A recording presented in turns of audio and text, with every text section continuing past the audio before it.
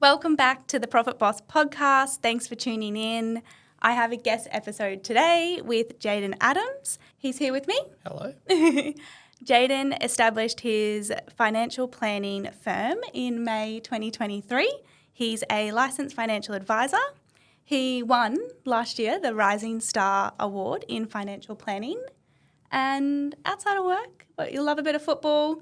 He's a dad, recently married. Yep. Yeah, all of the above. Busy? Very, very busy. Do you want to add any of that about your bio? Just a financial planner. Obviously, Adams Financial Group, I created that last year, a little over 12 months ago, and really trying to bridge the gap, I suppose, in between being young, financial advice. It's not just for people who have money as such, and we're trying to sort of bridge that gap and buck the trend a little bit and sort of encourage people to get financial advice at young ages, and obviously at the other end of the spectrum as well with retirement and all those sort of bits and pieces that come along with it. Yeah, I love it. Buck the trend. Buck the trend. I like that one. Is that the line? I like that one. Yeah, me too. So today I have a few questions I want to run through.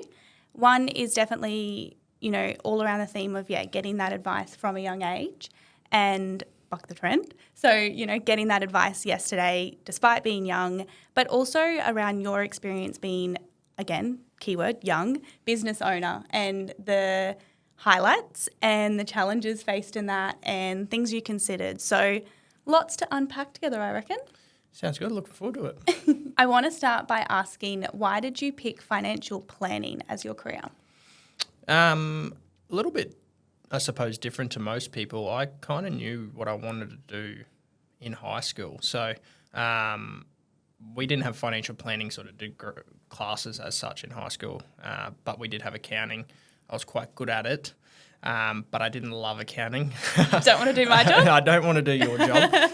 And I also had a family member who was in financial advice and they ran their own practice down here on the Sunshine Coast. So obviously I'm from Townsville, up in North Queensland, so we're fellow North Queenslanders. Yes. So I had that sort of introduction along that way, and I saw how that interaction happened with my own family, with my parents, and seeing them get to where they are through having financial planning and ongoing advice.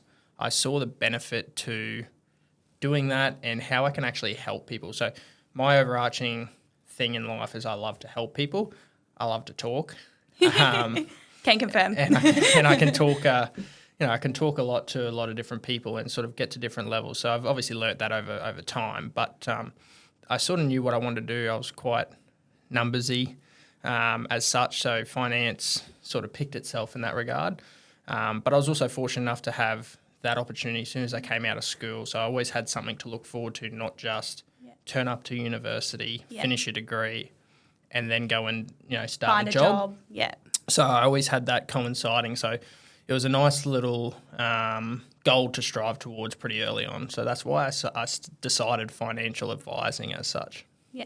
And so you having that role model of what you could see it look like probably really helped because you liked it, but you could see also what that would look like in a practical setting. Yeah, and there's obviously stereotypes to all jobs, right? Yeah. Like accounting, everyone thinks it's just numbers and you just do tax returns. And, and a lot of math. Like everyone thinks it's all this math.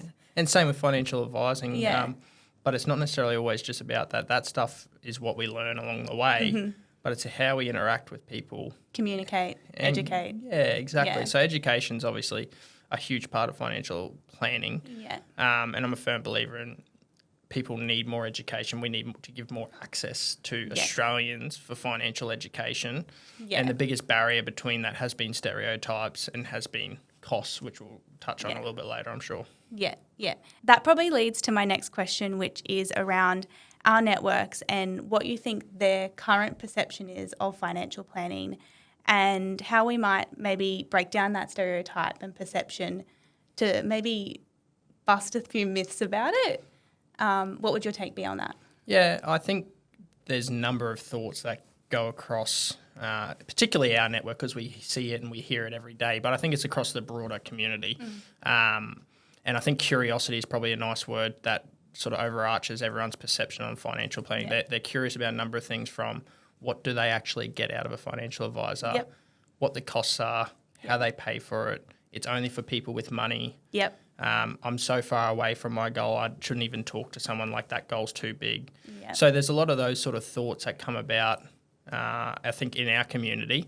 And we talk about that a lot, you and I, because obviously we're pretty close. Yeah. So I probably should just add that Jayden has his office at Fenwick Collective where I work. So we have a glass wall that separates our office day to day. So we talk a lot, mutual clients, and work together to get the best results. So lots of these conversations. Yeah, we do. And they're ongoing and they're good. They're great conversations because we talk to many different people on different spectrums. So, if Tegan can help sort of relay messages to our community about, when to get financial advice and bust some of those myths, it can only be better for the Australians, the greater community anyway, because the biggest thing that is stopping people from making money essentially and building wealth and having a lot more financial education is that they feel as though they shouldn't go see someone with financial planning.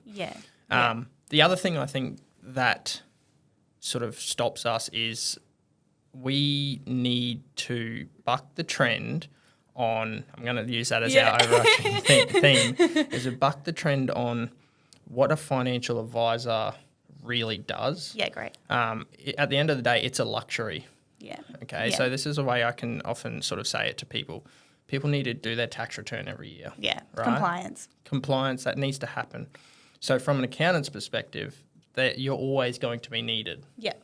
Financial planning as such is people believe that they can go do a lot of it themselves, and they can. Yeah. But that's why financial advice is it's a choice and it's a luxury to people. So, but on that note, we go, well, what else is luxuries in our life? Yeah. We go to the gym. Yeah. We go get coffees. Yeah. We look into our physical, our mental health so much. Therapy. Yeah. Therapy, all of that. Yeah. But we don't look at our financial health. Yeah. And it's such a different way to view things. You might pay $50 or $60 a week to go to the gym. Yeah. But you might pay $50 or $60 a week to see a financial advisor. Exactly. So you've covered off on your mental health and your physical health. And your wealth health. And your wealth health, exactly right. So all those sort of things that come about of perception of financial planning is, yes, it's a luxury, but we always look after everything else. Yeah. So why aren't we looking after the thing that actually provides us the choice to do those other luxury things? For the rest of your life. Correct. Like, you could spend the next 30 years paying for a gym membership only to get to retirement and have to cut that membership because you literally can't afford it. Exactly. So then all of a sudden you've prioritised it up until then without prioritising the wealth creation side of your life, and you can't have the little things that you would like to have in retirement and should deserve by then. Exactly. So, starting it early really gives you results later on. Yeah. And around the cost side of things, I won't sit here and quote costs. Obviously, I mentioned $50 or $60 a week. That's pretty accurate from an ongoing perspective if you're, around our age and you're sort of starting to find your feet in what you're sort of going to go and invest in and reviewing your supers and things like that. So the other sort of thing that people don't realise is if you are seeking advice around your super and your insurances within your superannuation, you may have an opportunity to actually pay for the advice from your super. So that's also a common thing that isn't necessarily spoken about a lot.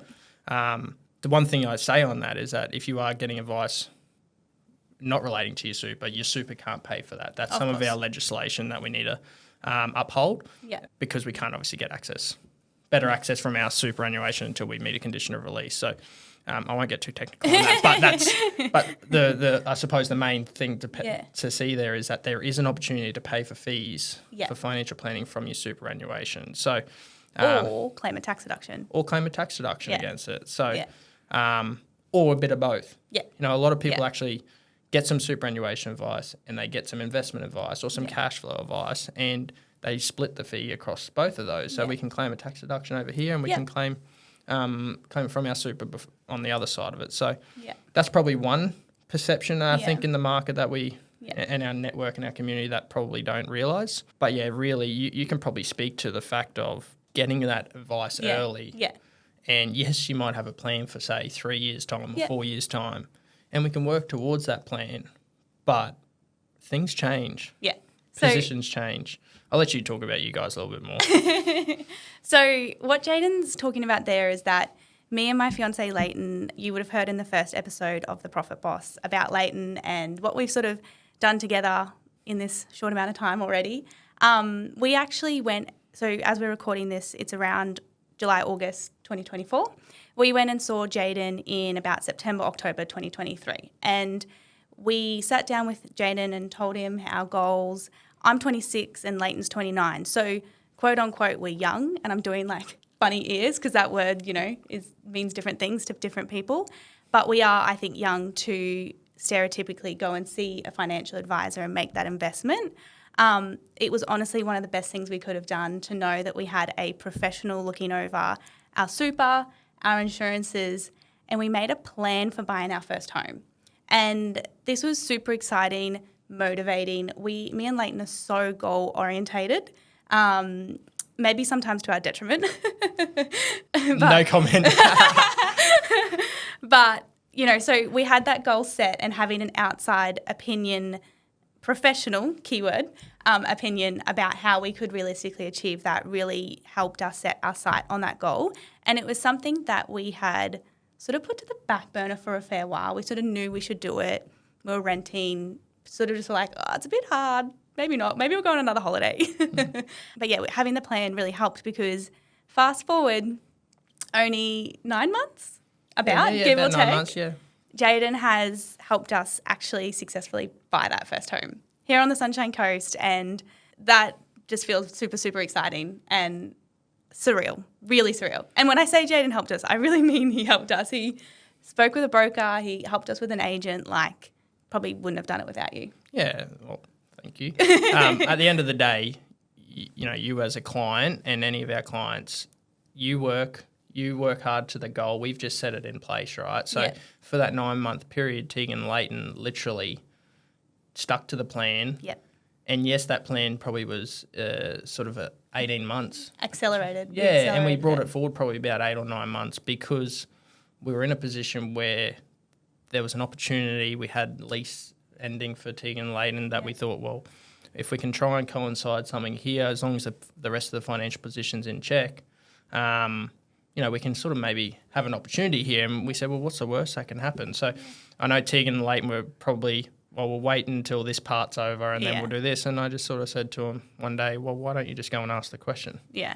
And when I say that, we sort of engaged the mortgage broker again and sort of said, well, what happens if this happens tomorrow? Yeah. Can we do it? Yeah. And once again, the answer happened to be yes, and we were fortunate enough to find a home for you guys, which is super exciting because we get to literally, as a financial advisor, the best part of my job is seeing the end result of a plan.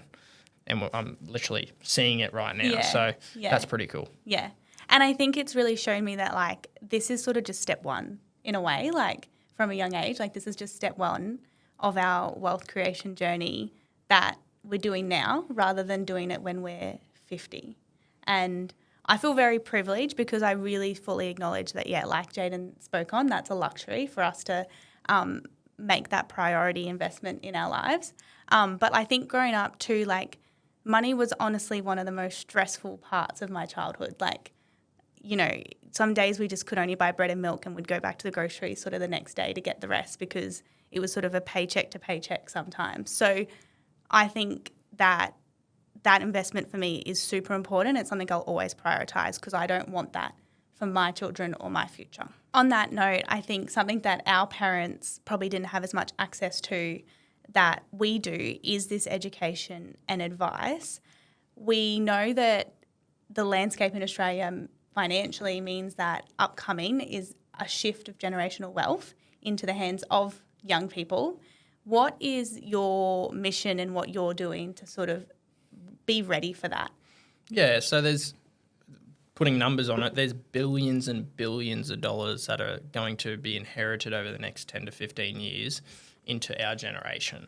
And we're talking $1 million property portfolios. We're talking a heap of super, large chunks of those balances and cash savings. So really trying to encourage, obviously, because we seek and we give advice to a lot of younger people, it's easy for them to negate that thought or be complacent on that thought as well. Yeah. So there's two sides to that. They don't want to think about it. Yeah. and then they are thinking about it, but they're just going to say, well, I don't need to work as hard now because I know I'm going to get all this money. Yeah. Right? So it's about sort of balancing both of those things to go, right, well, how are we engaging your parents into these conversations and how are we going to manage that money when it does come in the next sort of 15 years? So seeking advice at a young age, yes, we may talk about base level things around cash flow, around super and insurances and knowing what your super's doing. Yeah. And maybe starting small investment portfolios just using cash flow. Fun. It is fun. Yeah, shares and managed funds and property and all those sort of bits and pieces. And that's all stuff we can do at a young age. It is all stuff that we can do at a young age. And then that base level of education, though, you will know a bit more about what's going to happen when. Yeah. And, God forbid, we don't really want to actually talk about these things, but it is going to happen, right? Yeah. Our parents are going to leave us, generally speaking, for 80% of our population, a lot of money. Yeah. So that's crazy, that stat, hey? Yeah. Yeah. So it's a hell of a lot of money. It's a hell of a lot of people retiring in the next 10 to 15 years as well. Yeah. So, how that's going to get managed. So once again, engaging our family to go, well, that's going to happen in, say, 10, 15, 20 years' time. Yeah. Number one, how are we managing those funds until then? Mm-hmm. What's our parents' priorities with that money? Yeah. I know, personally for me, I would rather my parents spend their money, right? Yeah. But I know a lot of parents don't want to do that because they want to leave inheritance. So getting that balance right as well and having those conversations around, okay, this is going to happen at one stage. How old are our kids when that generational wealth is going to happen? If you're still an 18-year-old, can you imagine being an 18-year-old inheriting $3 million worth of property? What's going to happen? I know, and I think that's what I hear this conversation of, like, doing the advice now builds the foundations, but also the habits and financial literacy around, managing bank accounts. You've got, you might have a lot of money, but still putting things aside so that that's for bills. It's still not things you can spend, like the habits, foundations. If you don't have that at the time of having a lot of money, it can be mismanaged. Exactly, and you can be really complacent. Yeah. Like you might be working really hard towards your career from 18 to 25 or 18 to 30 or whatever that may be. And then, yes, you're going through a stage of obviously grieving at that stage, but spending that money, it's going to be really easy, right? Yeah. You haven't had that sort of money in your life. Yeah. And it's about where we put that to make sure that it's being maximised for the rest of your life. Yeah. Number one, do we need to keep access to it? Because I know a lot of people might just go, I'll just pay off my home loan.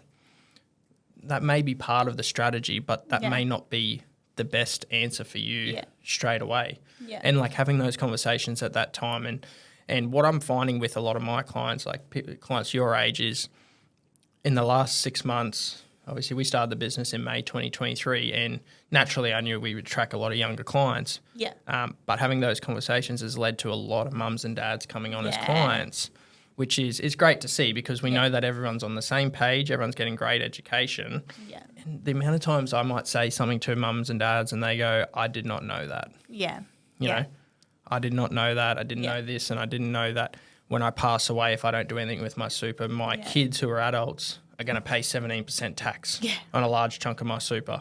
I didn't know any of that. Yeah. So because you don't know what you don't know. So they haven't had access to the education. Yeah. So we're just really seeing that shift of all the mums and dads coming in.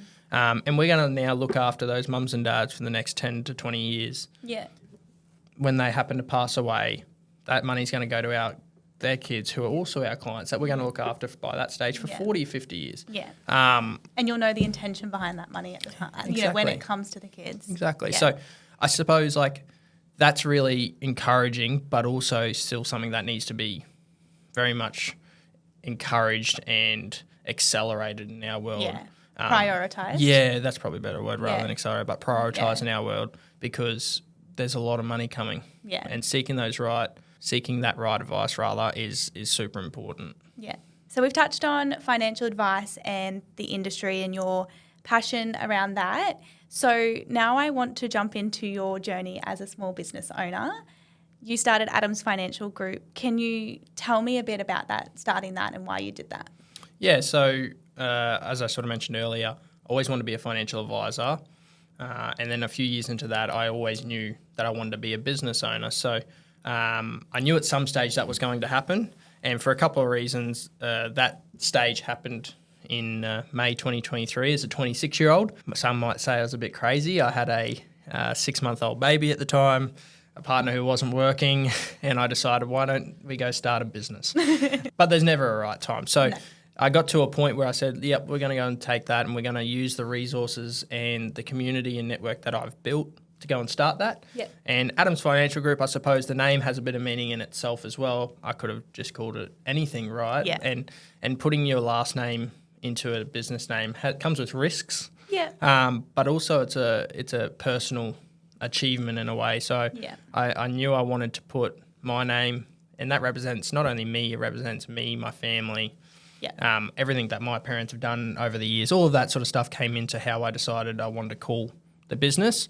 And financial group as stuff rather than financial advice. I suppose you just never know what's going to come down the track. Yeah. So now that I'm here, I certainly don't know if I want to bring in another number of different avenues into that financial group. Like one's full on. Yeah, one's enough. We have a lot of red tape in our world, so we've got to make sure there's a lot of compliance, and managing that in itself is enough.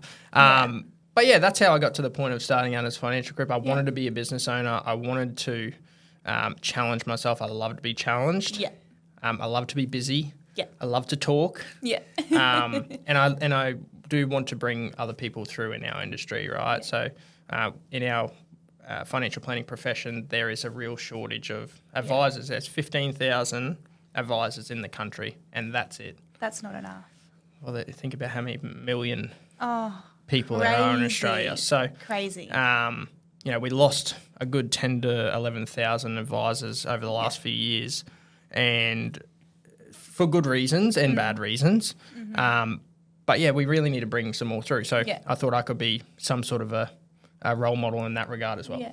And I definitely say you have been, like, by not only what you've achieved in such a short amount of time, the amount of clients you've helped, bringing on, you've got one team member, like, that's all happened in not a long period of time. Winning the Rising Star Award, like, you're making moves in the industry, and I can only, like, I can make a guess that you will inspire others to join the industry. It doesn't have to be, you don't have to be a certain age to do it, you're breaking those stereotypes. Oh. Hopefully. And so starting the business, it's a big step, big leap. Were there things that you considered before doing this? Yeah, so obviously over the years I've met a lot of people on the Sunny Coast in particular. And Sunny Coast is such a great community where I feel as though we're just a bit different. We're very supportive in everything that we do, which is awesome. Yeah. I met a lot of people through the Sunshine Coast Young Chamber of Commerce. Yeah, shout out. And built a lot of sort of network connections there that I thought I could rely on if I made that step. So number one, I thought about where am I actually going to get my clients from, because a lot of financial advisors, when they start a business, they'll actually go buy a book of clients. Yeah. And, that is great in one way, but also tough in another, because you're servicing clients without any financial benefit for a period of time. Yeah. And that takes time. Because you're paying off those clients. Yeah, and that takes time. Yeah. That takes a lot of energy. Yeah. And energy that you could spend on growing your business and being creative about how you can get that. So that was one thing. Do I go down that path, or do I go with pretty much no clients and sort of rely on my network? So I made sure I had a great network of people that I'd had discussions with in the lead up to that. The other key point was building your brand. Yeah. Now that falls in line with the network, but also you need to know when someone sees something that's Adams Financial Group. So getting your colours, your business logo, what's something that's going to quickly symbolise you and who your business is, was something that I put a high level of importance on when I started. Yeah. And I know Leighton did something similar. I know. I can resonate with this so much, and it probably is so off-brand for an accountant to advocate for this, because I think by the book an accountant will be like, save your money, don't spend any on advertising, like, that's a waste of money. But honestly, if you think about a return on investment perspective, which is how you should make business decisions, getting your branding right from day one pays dividends. Yep. I've seen it with Leighton's business, Street Industries, pretty much same philosophy. Same philosophy as Jayden, putting our last name in it. and getting the colour and logo from the start. I can't tell you how many times people have taken a photo of Leighton's car and gone, Spotto. And that's just a brand recognition thing. Absolutely. And exactly the same as Adams, your branding stands out, and making that investment at the start, you wouldn't regret it. No, not at all. And you'd know when people see the A the on A. my logo, they don't need to see the rest of the word. No. They don't see Adams Financial Group. They just know who the A belongs to, and they see it in the dark green, or they see it in the creamy colour, and they know who you are. So that was a big part of building it and making sure I got that right at the start. And then I obviously had the decision to make, do you work from home or do you work in an office? Once again, we talk about expenses and all of those sort of bits and pieces. I made the decision to obviously seek an office space, even though it was just me, and even though that's, a rental payment that you have to outgo without any incomings.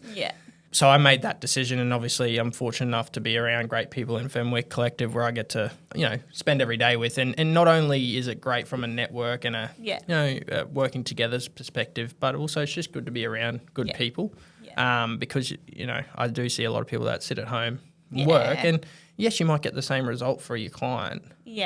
But it's tough. You sit those same four walls every day. Motivation, a lacking culture.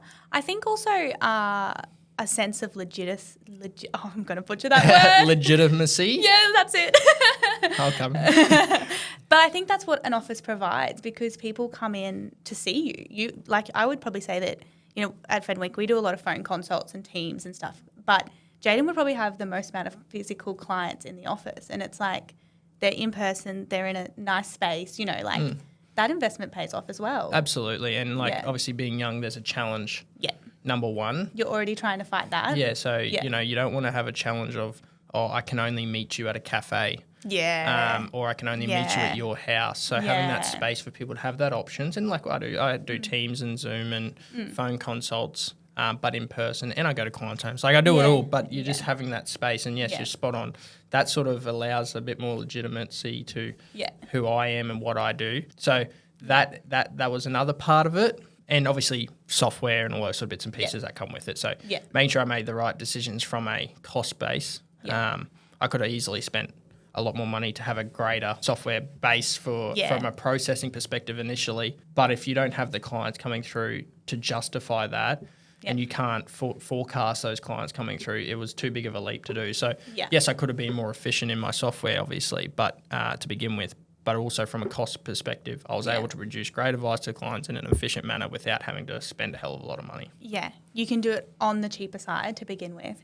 And I think when you're results driven, the client's not going to know if you did something in a Word document and did find and replace, compared to if you had a fancy software that exactly does that for you. They're not going to know that. They're going to get the same answer. And we talk about that too at Fenwick, because sometimes things can go wrong in the back end. That's very normal for a software driven company.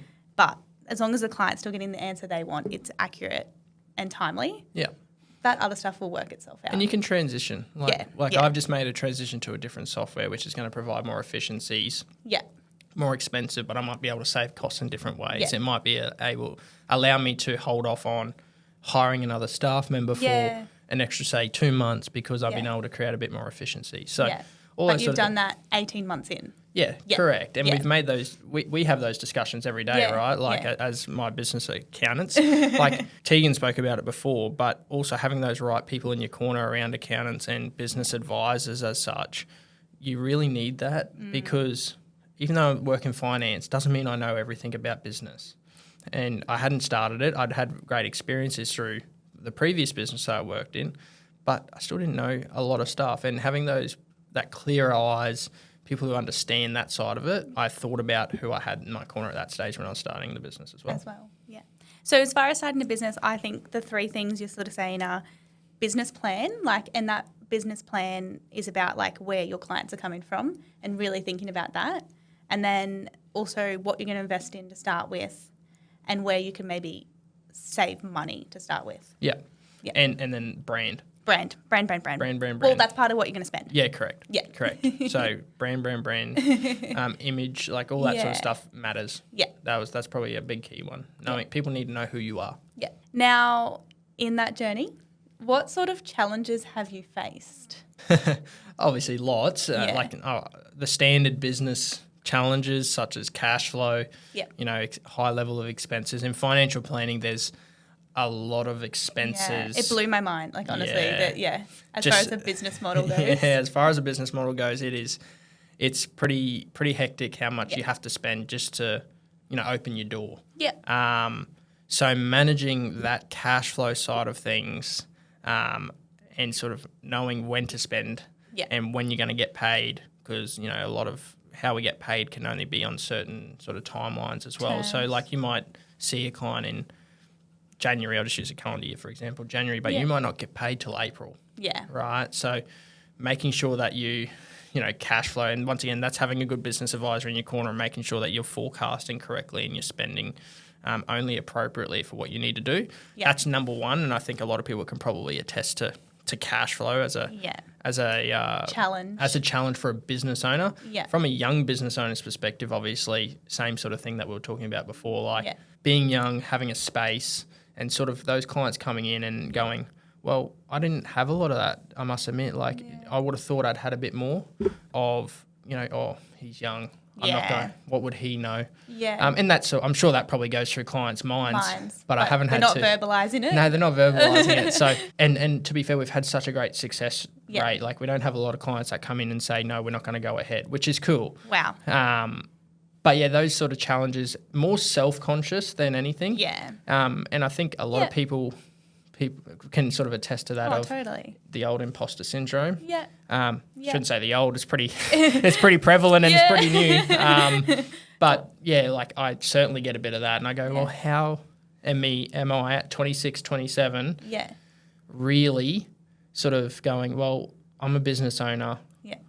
I've got all these clients. I'm managing millions of dollars of money for clients. Yep. I'm winning awards, national awards, and all that sort of stuff. Why me? Surely it shouldn't be me. So obviously, an imposter syndrome is one thing, and then finance in itself. Like people automatically think because you're a financial advisor, you have all of this money, you make all of this money, you have all of these investments. Yeah. But I'm just like everyone else. Just normal person. I'm just like everyone else. Yeah. I have a family. I have kids. We have those challenges of cash flow. Just got married. You say wedding and the dollars go tick, triple. Tick, tick, tick, tick. Like we get all of those sort of challenges. We have a mortgage and doesn't just because you're a young financial advisor doesn't mean that you have all of this. You don't have it all sorted out yet. And I have a financial plan for myself. Yeah. I literally had to create that. So because if you don't stick to it. Yeah. So absolutely. That sort of challenges is what I've faced, I suppose, as a young business owner, particularly in finance. Yeah. And would you say the industry is a challenge as well? Like you talked about the red tape. Compliance. Yeah. Once again, though, the overarching thing in my world is I just live by the philosophy is if you do the right thing by your clients, there should be nothing to worry about. Perfect. Yes, there's a lot of I's to dot and T's to cross and all of those things, but the compliance is one big piece. And then, just breaking down, trying to encourage those stereotypes to be broken down is always going to be a challenge, not only about being young, but just in finance in general, which we've spoken about a bit earlier. Yeah. But if someone's listening to this now and you're just saying, like, I'm facing challenges in terms of my own financial advice, surely that would be encouraging to go, like, we're all just in this together and it shouldn't be something to feel daunted about. Like, if you're curious, have that conversation, come see Jayden, start being, a bit more proactive in that area. Yeah, yeah. Like the impact of the cost of groceries impacts me just like it impacts everyone else. Yeah. All of those sort of things, I'm just like everyone else. Yeah. So, and I will be in 10 years' time too. Yes. Yes. But because I'm in my world and I seek advice, right? Yeah. And I got mentors that I sort of lean off around what I could do and different things, and I'm able to pass that experience on to my clients as well. Yeah. Yeah. But yeah, in 10 years' time, I'm hopeful that I'm in a position where I'm sort of put my clients in. Yeah. Yeah. That's awesome. I think I've got one more question, bit of a quick fire one to finish off. I work with obviously a lot of small business owners, and when you work for yourself, the conversation can quite frequently come up about super. And it's because when you work for someone else, that person that's paying you is obligated to pay super guarantee at a certain % every year. So they can't get out of that. They have to do that regardless. But as soon as you're earning that money yourself, it becomes a choice, which is very different, and clients are often wondering about that. I can talk to the tax benefits, but after that I have to be, put in the trusted hands of Jayden. What's your take or advice if you've got young business owners wondering about the importance of super? Number one, I'll clearly say it's important, right? Yeah. That's point number one. But on the caveat to that, everyone's individual situations are different, right? If you're in the first few years of building your business, depending on what your industry is and depending on what the cash flow is and depending on what income and expenses are associated to the business will depend on your business advice, number one, as to whether you become on wages or if you become a contractor and all those sort of bits and pieces that come along with it. That will impact whether you should do super contributions for a period of time or not. But on the other hand, to all of those sort of bits and pieces is you still need to know where your super is, what it's invested in, do you have insurances, whether you're actively contributing to that for a period of time, that becomes still paramount. Then from obviously a strategic perspective, like we basically did with you guys in Streeter and how we do, you guys have done your super contributions. We manage it. We've actively put super contributions in, but we've worked from a tax perspective on how we can best do that to sort of work towards buying your first home. We're able to use super to do that via a first home super saver scheme. So, all those conversations around super need to be had. It can't be just, I'm in year 1 and 2 of my business, I'm just going to put it on the back burner. It just can't be done. And especially by year 4 and 5 of not paying super for a while. It compounds. Right? Like if you're earning a $50,000 job and you had $5,500 normally of super contributions going in every year, that's 25, 26 grand. 27 grand.